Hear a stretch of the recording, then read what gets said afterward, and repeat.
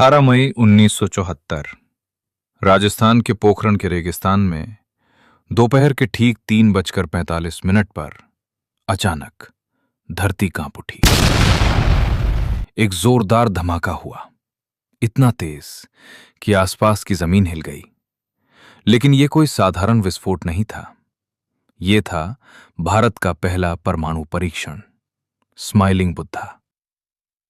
उस समय पूरी दुनिया को लगता था कि भारत सिर्फ नॉन अलाइनमेंट की नीति अपनाकर अपनी सुरक्षा नहीं कर पाएगा।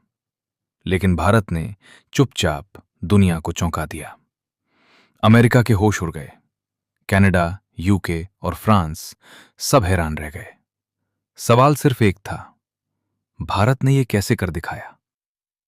लेकिन यह कहानी यहीं से शुरू नहीं होती।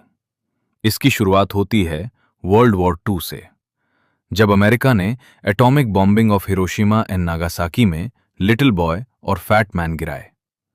कुछ ही सेकंड में लाखों जिंदगियां खत्म हो गईं और दुनिया को समझ आ गया, न्यूक्लियर पावर ही असली ताकत है। इसके बाद रूस, यूके, फ्रांस और चीन भी न्यूक्लियर क्लब में शामिल हो गए। और इसी समय भारत में एक वैज्ञानिक चुपचाप काम कर रहा था, होमी जहांगीर भाभा। उनका सपना था भारत को एक परमाणु शक्ति बनाना। लेकिन सरकार इस प्रोग्राम को सिर्फ शांतिपूर्ण उपयोग तक सीमित रखना चाहती थी। फिर आया 1962, साइनो इंडियन वॉर। चीन ने भारत पर हमला किया और भारत को बड़ी हार झेलनी पड़ी। हजारों जवान शहीद हुए और भारत की जमीन चीन के कब्जे में चली गई। और जैसे ये काफी नहीं था, 1964 में चीन ने अपना परमाणु परीक्षण भी कर दिया। अब खतरा साफ था। फिर 1965 और 1971 में पाकिस्तान के साथ युद्ध। 1971 के दौरान स्थिति इतनी गंभीर हो गई कि अमेरिका की नेवी भारत को घेरने के लिए आगे बढ़ रही थी। तभी भारत ने मदद मांगी यूएसएसआर से और सोवियत यूनियन भारत के समर्थन में खड़ा हो गया।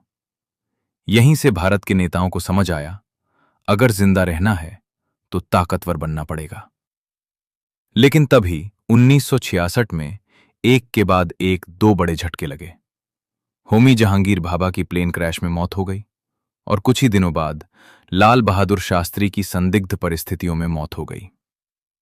भारत का न्यूक्लियर प्रोग्राम लगभग रुक गया, लेकिन पूरी तरह नहीं।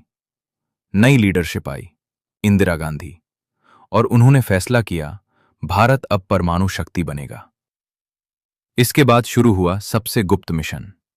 केवल कुछ ही लोगों को इसकी जानकारी थी, न रक्षा मंत्री, न ही गृह मंत्री। वैज्ञानिकों की टीम दिन रात काम कर रही थी, लेकिन सबसे बड़ी समस्या थी प्लूटोनियम।